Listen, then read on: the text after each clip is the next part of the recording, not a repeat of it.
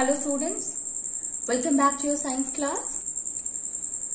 So student, in the previous class we were talking about the Newton's second law of motion.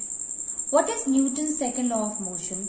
Basically we said that when a force is applied on an object, it is directly proportional to the rate of change of momentum. It means rate of change of momentum of an object or on an object is directly proportional to the applied force, and this change will take place in the direction of the force.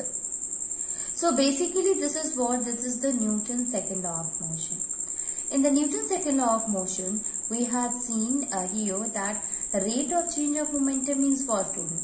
That is, on which rate change in momentum can be seen. It means change in momentum divided by time.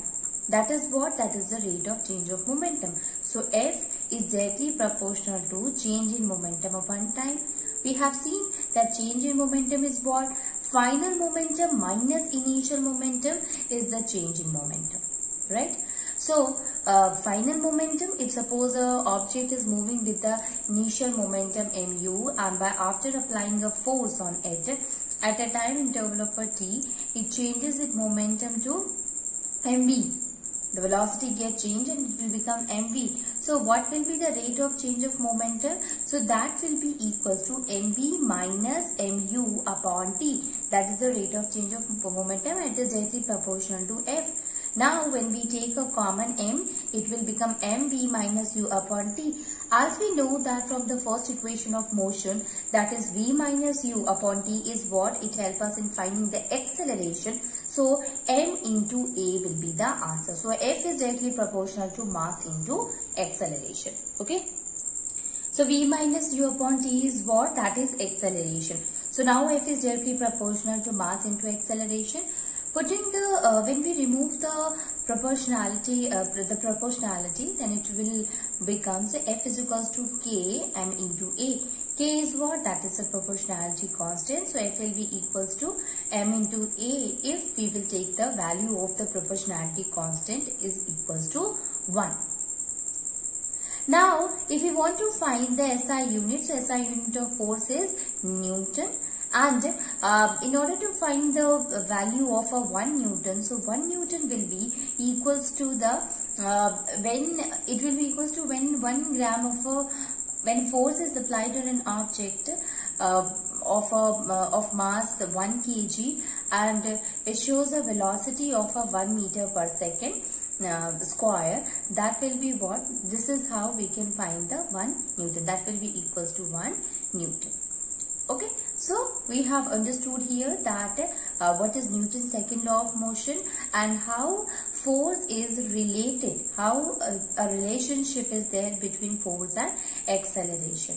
Now you see students, acceleration is equals to F upon m. It means if force will be more, then acceleration will be also more. Increase in acceleration will going to increase the force also. But in case of mass, so F is equals to m into a, we said, so F by m it will be. So mass is what? Is it inversely proportional to acceleration. So here if the mass of the body is double, then the acceleration will be less, and if the acceleration will be double, then mass will be half. Like that will be the relation that we will find it with the help of the Newton's second law of motion. Now let us see some of the applications of Newton's second law of motion.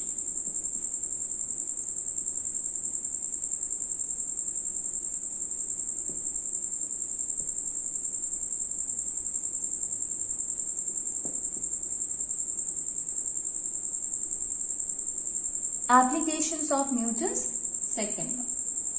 Let us see here the first application. Let me write it. That is, a cricket player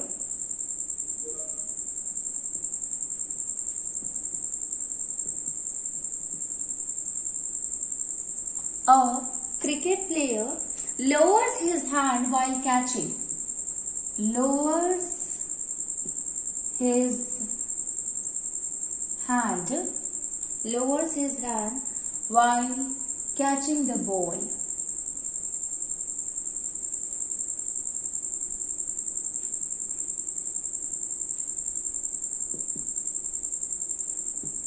So cricket player lowers his hand while catching the ball. How it is related to Newton's second law of motion? Basically what happened, we know that F is what? That is equal to rate of change of momentum upon the time taken. It means how much time it will take to change, to show the change in momentum.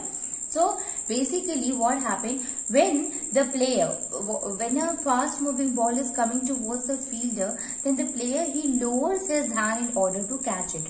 What happened, when he lowers his hand, student, at that time he increases the time. So when the time increases, what happened, it gets time. When the time increases, then it will help in making the momentum to reduce to zero. Now, if the momentum will be zero, or if it will get reduced, it will exert very less amount of a force, and ultimately the player's hand will not hurt. But what happens if the fielder will catch the ball instantly without lowering his hand? At that time, very less amount will be there in order to lower the momentum to zero, and ultimately a large amount of a force will be applied by the ball on the hand, and the player will get hurt. You see, students, whenever we will going to talk about the Newton's second law application, it is only related with this concept. In order to make it easy, we can simply write it as F is equals to change in momentum, that was mv minus mu upon t, right? So this is what, this is the change in momentum. So this is momentum, change in momentum is also written as dp. That is why I has written as dp upon dt. dt will, it means the change in the time that we have seen here up to the conversion from the initial to the final momentum. So this tells that this is what F is inversely proportional to time, and here it is what, this is the change in momentum. So it is directly proportional to the momentum. So if momentum will be large, it will exert more force, and if less time will be there, so large force will be applied, and if more time will be there, then less force will be applied. So you can understand the relation here, that F is equals to the momentum, change in momentum. So momentum, if it will be large, then force applied will be large, and if time is inversely proportional, so less amount of a time will be there, then more force will be applied, and if more time has been taken for doing any work, that the force applied will be, force exerted by the object will be less. So here in this concept, in this application also, we did the same thing. Let me write the few points so that it will make the concept clear.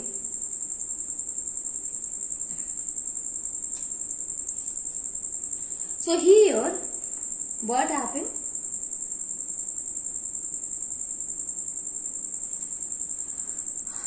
While catching the ball,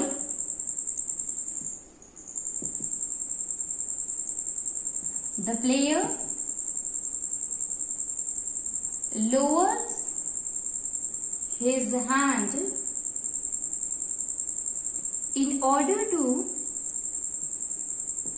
make the momentum reduced to zero. It will make the momentum reduced to zero, and thus less force will be exerted by the ball on the player's hand. On the player's hand. Okay. So while catching, when he lowers his hand, at that time he is actually increasing the time. So when the time gets increased, ultimately the momentum will get reduced. So momentum will get reduced to zero. So momentum is equals to the force. So less force will be exerted by the ball to the player. What happened when he instantly catches it? So we can write here that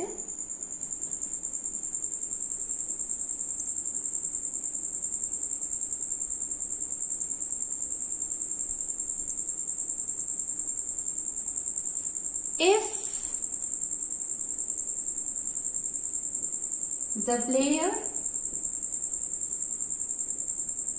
catches the ball instantly, then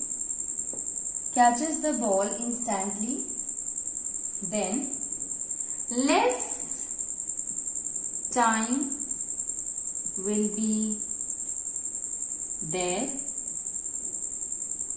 to momentum to reduce to 0.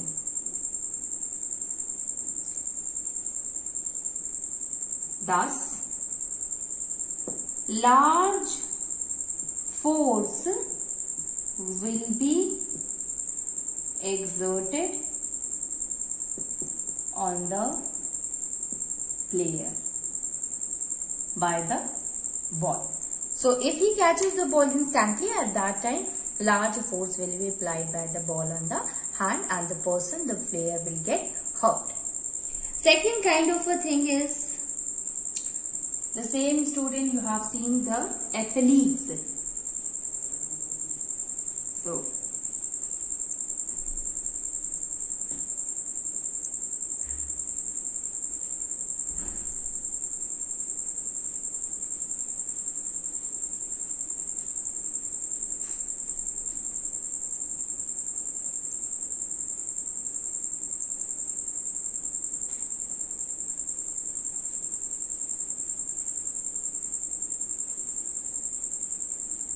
So, second one is, that is, a person falling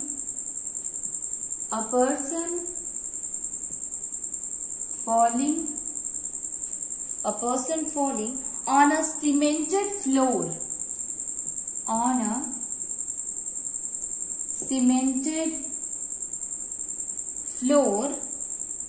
gets injured,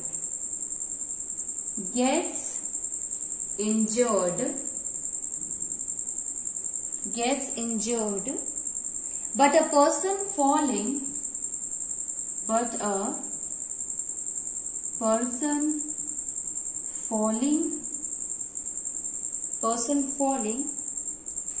on a heap of sand,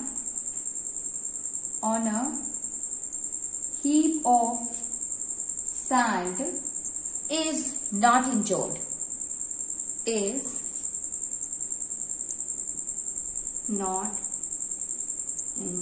Why is it so? Now you see here, student, when a person, if you are jumping on a cemented floor and if you are jumping on a heap of sand, you have seen in case of a long jump, the athletes, they never used to jump on the on that of the cemented floor, but they used to jump on the sand. Why is it so? It is because when they jump it, sand is what? It will make the feet to go inside, so it will provide a space so that the legs can get inside that of the sand, and this will help. So here it is actually increasing the time of the player to stop, and increasing the timing will help in reducing the momentum to 0, and ultimately it will exert less force. It means sand will exert less force on the player, on the person, and ultimately the player will not get hurt. The person who is jumping on a heap of sand will not get hurt.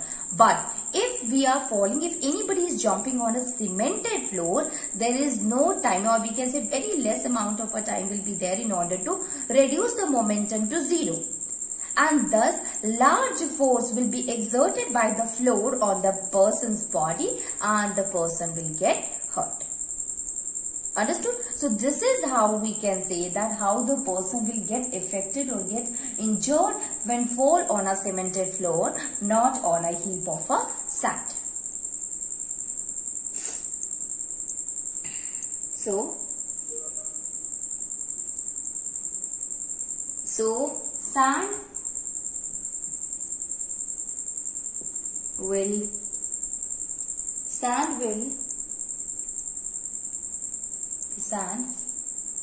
yields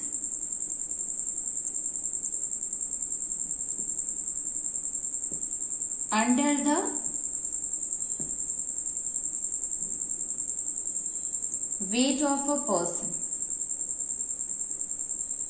Under the weight of a person. So, it provides time to the person to stop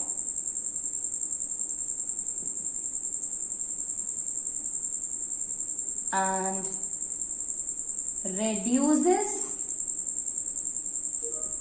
the momentum to 0. Reduces the momentum to 0 and thus less force is exerted and less force will be exerted by the sand.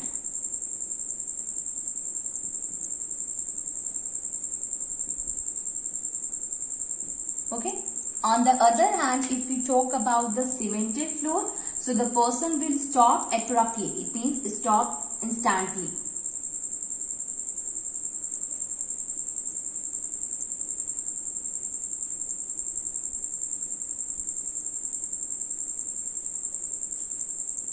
And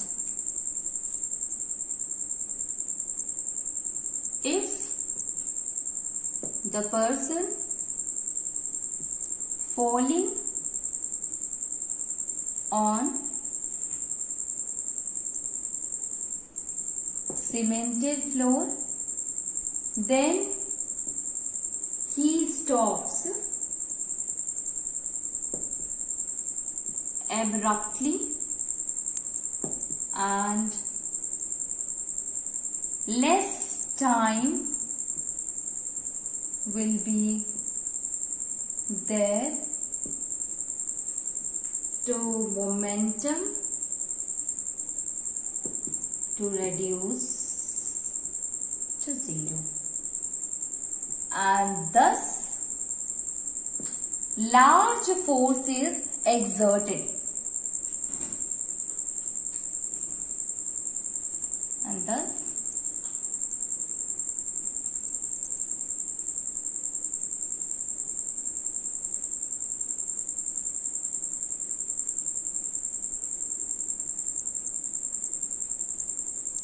and thus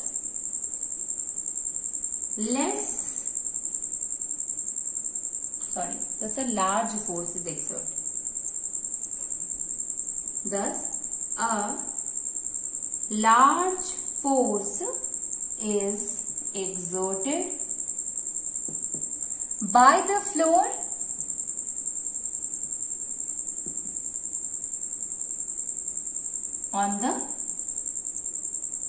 to the person.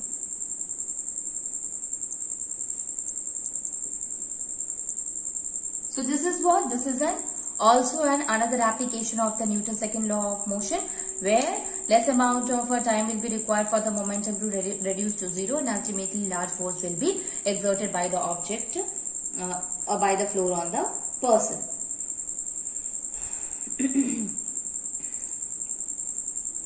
So there is another application, students, and that is huge amount of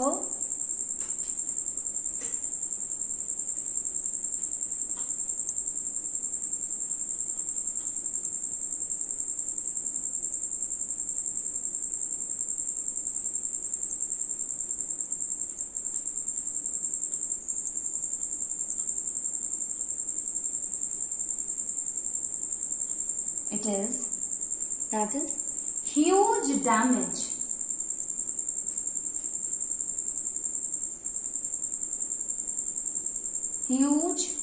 damage to the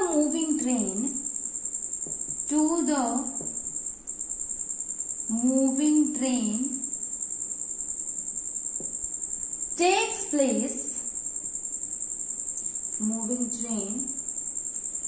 place when it suddenly collide with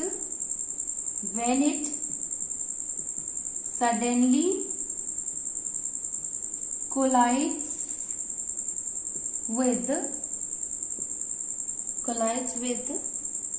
a stationary train. With a stationary train.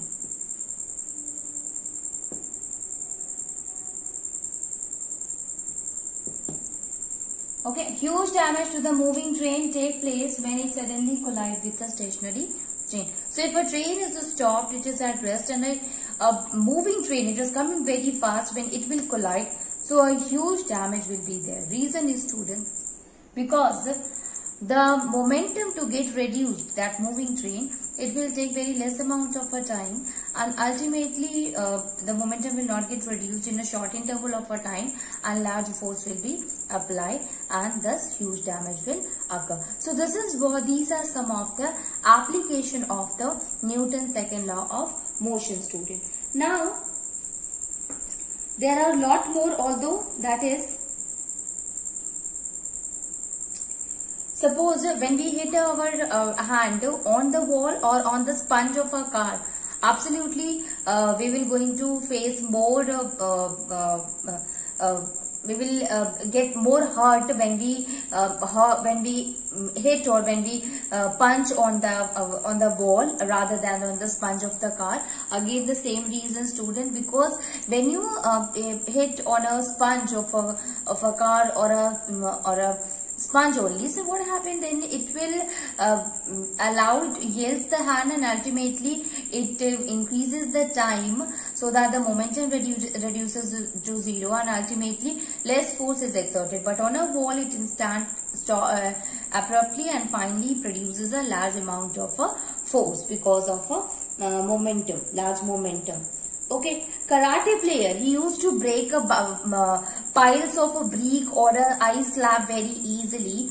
It is because when we hit it, what happened after, when we hit that of the tiles of or a pile of bricks, at that time, in a very short interval, when we hit it instantly, abruptly, very fast, at that time, it will take time, because less amount of a time will be there, so that the momentum get reduced to zero, and ultimately large force will be applied, and that is sufficient to break the pile of bricks, okay, or a ice slab. So this is how the karate player, they used to break such piles of the bricks or piles of the ice slabs. So this is what, student, these are some of the examples of the or applications of the Newton's second law of motion. There are a lot more, and these all applications can be asked in the exam also. And asking that question can be like that, why huge damage to the moving train take place if it suddenly collide with the stationary train? Okay, or how the karate player will breaks, on what concept you will say that they break the piles of bricks. So these are some of the questions that can be asked related to the application of Newton's second law of motion, students. Now let us solve some of the questions which is related to the Newton's second law of motion.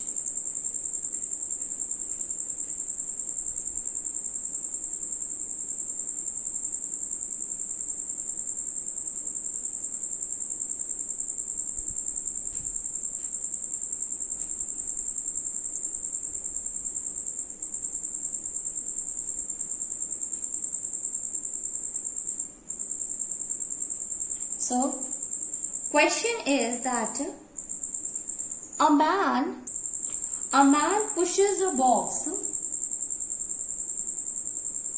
A man pushes a box having box of mass 50 kg. Of mass 50 kg with a force of 80 Newton. With a force of 80 Newton. 80 Newton. What will be the acceleration of the box? What will be the acceleration of box, and what should be the acceleration if mass were halved? What should be the acceleration if mass were halved?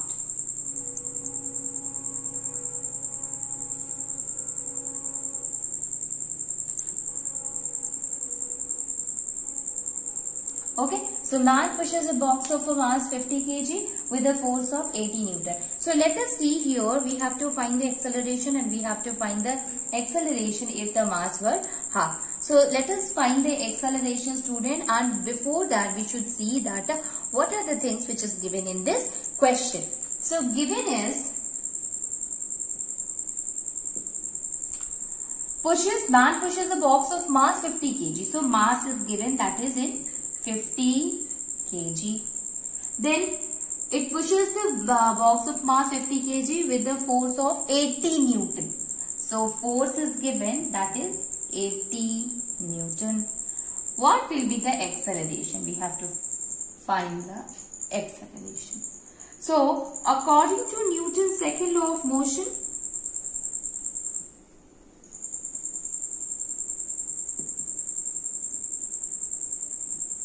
according to Newton's second law, F is equals to m into A. F is equals to m into A. So F will be equals to mass is equals to 50 into acceleration that we have to find. Value of the force is also given here, student, and that is 80. Now we can write here simply that 80 upon 50 is equals to acceleration, right? So this will be equals to, when we will divide it, 8 divided by 5. So 1.6 meter per second square will be the acceleration. How the meter per second square came, students?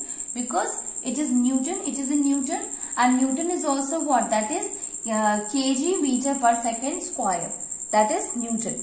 Okay. So it will, when we will divide it, the kg will cancel each other and answer will be in meter per second. Also we know that the SI unit of acceleration will be meter per second square. So answer will be 1.6 meter per second square. Now this is the first part. Means this is the, what will be the acceleration that we have found, it is 1.6. Now let us see that what should be the acceleration if mass were half. So you can see here, again we have to find the mass, but this time, again we have to find the acceleration, but this time we must ensure that mass should be what? It should be half. So this m will be equals to m dash upon 2, right? Or m dash will be equals to m upon 2. Okay? M dash will be equals to m upon 2. So m, value of m is given 50. So 50 divided by 2, that will be equals to 25 kg. So right now we have to find the mass of the object if it is 25 kg. Okay. So m is 50 kg and m dash will be equals to 25 kg. Using the same Newton's second law of motion, students, formula, we knew that F is equals to mass into acceleration. Rearranging, because we have to find the acceleration here. So mass will be goes to this denominator side and it will become F by m is equals to acceleration. Now putting the value here, student, I am solving it here. So this will be equals to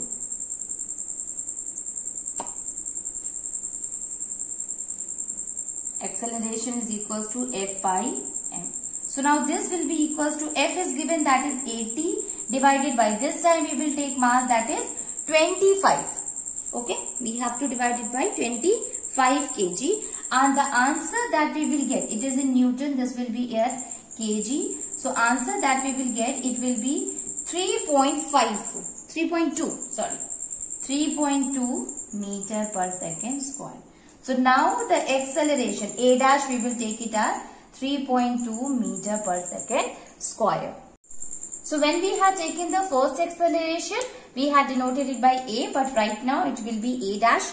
So that will be equals to 3.2 meter per second square, students. Okay.